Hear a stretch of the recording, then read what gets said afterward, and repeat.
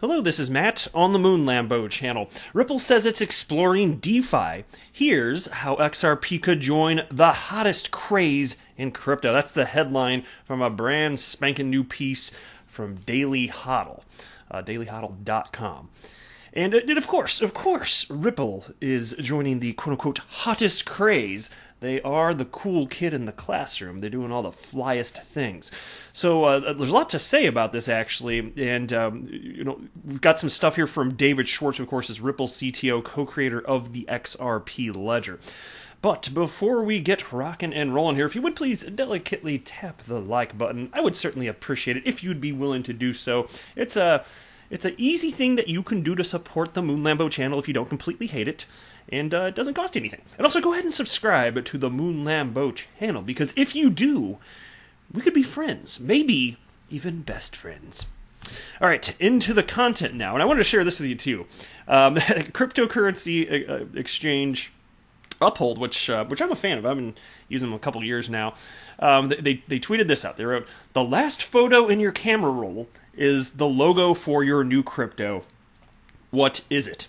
And David Schwartz, again, Ripple CTO here, co-creator of the XRP ledger, decided to play ball. He didn't write anything. He just uploaded this random last picture in his camera roll.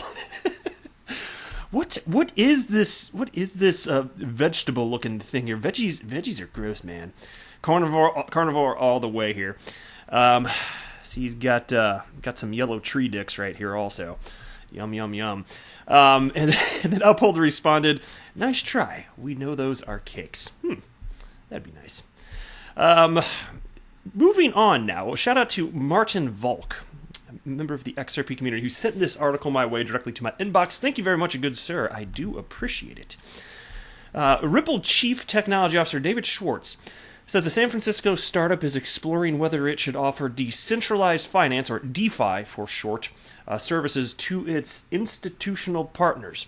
During a recent interview with Blockdown TV, Schwartz was asked where he sees Ripple's network of banks and financial institutions 5 years from now. The CTO, who was one of the original architects of the XRP ledger, says he hopes RippleNet can be a one-stop shop and the first choice for institutions hoping to make many different types of payments. The company is also well-structured to start offering new services, according to Schwartz. Now, here's a quote from him. This is interesting. "We're also looking into offering other services through RippleNet. Things like loans, or maybe even DeFi grows. Even if DeFi grows, offering DeFi services to institutional partners. One of the unique things that Ripple has is we have our software and the transaction flow of all these financial institutions and banks, so we can develop some new product or services, or even something that comes from the DeFi space, and we can offer it immediately right into the transaction flow of those institutions," which makes all the sense in the world. They're already positioned appropriately that you can just kind of like flip a switch, more or less. It seems to be a phrase that everybody in the XRP community likes, just flip a switch. Well, Schwartz's comments aren't the first indication of Ripple's interest in DeFi. And last year, the company announced that it acquired Logos, a turnkey payment startup, to lead an ongoing initiative to explore a decentralized financial system that will leverage XRP at its core. I like the sound of that. Look, anything where XRP is actually going to be used in the real world, I'm for it. 2 thumbs up on that. Ripple has also posted a job advertisement that hints at the company's interest in building a next-generation trading platform. Ripple wants to integrate the platform into its XRP-powered cross-border payment solution, on-demand liquidity. Whether such a platform will involve DeFi in any capacity, of course, remains to be seen. And by the way, news of that, in case you missed it, it has been a few months, so what was this date? March 28, 2020, there's a story from dailyhodl.com about their next-generation trading platform, which, to me, I gotta admit, I still kind of feel this way. Like, I was certainly at the time a bit surprised they were going this route, just because, I mean, of course, I get that it makes sense, to have an exchange in that, it provides more liquidity if you have sufficient usage of it anyway. And it's I don't know if it's going to be retail focused or who knows what that exchange would look like. I mean, you would, if I had to guess, yeah, probably.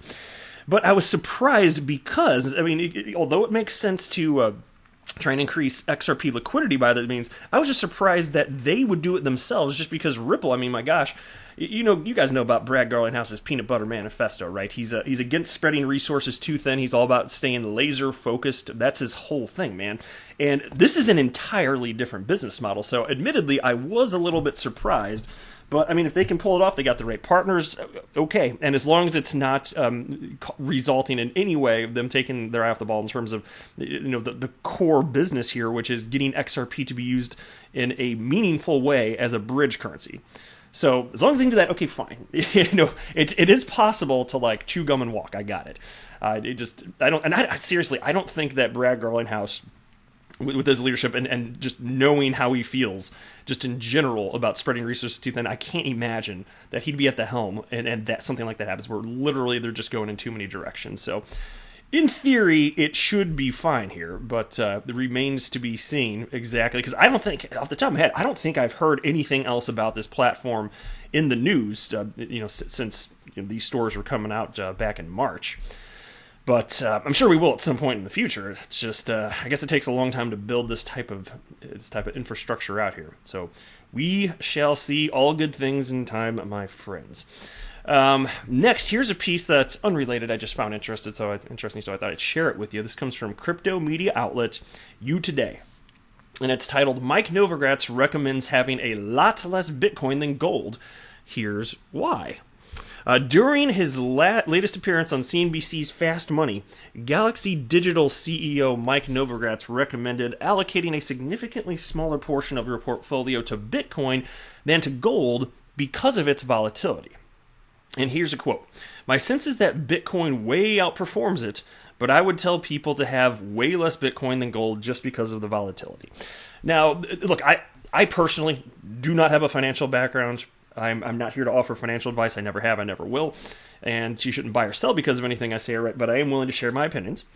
And to me, I can tell you what I do. I only buy what I'm willing to lose because, of course, it is volatile.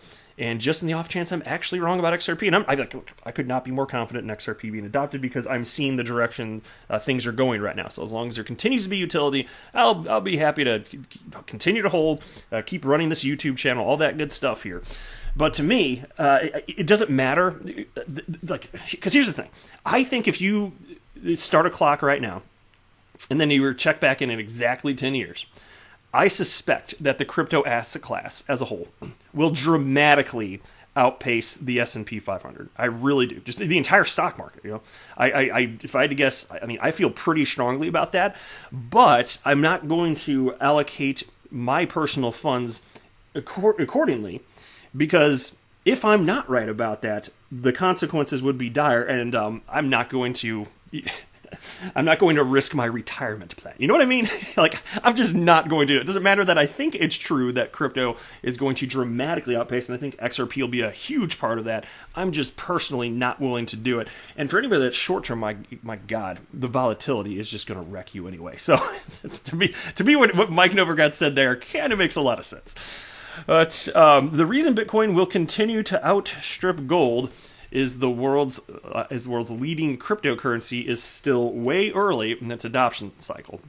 And really, that's the case for not just Bitcoin, but again, XRP, the entire crypto asset class. It's very early days.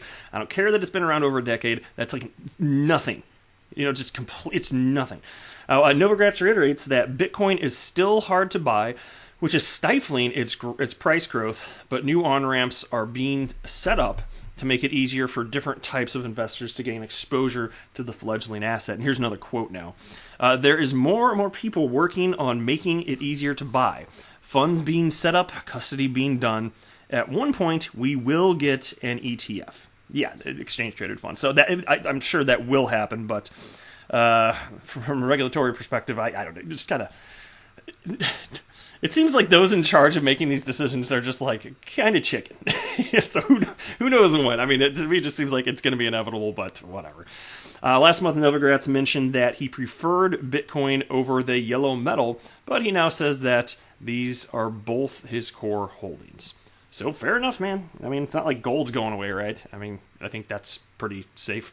Of course, even with that, you can buy gold at the wrong point of the market cycle. You think about how much can't remember what its peak was, after the financial collapse a decade ago, but yeah, my gosh, I think it must have been, I'm kind of going from memory, I apologize, Mal, but it's probably somewhere around, it was like 800 or 900 an ounce, and then it didn't like double roughly or something like that, and then it just crashed back down.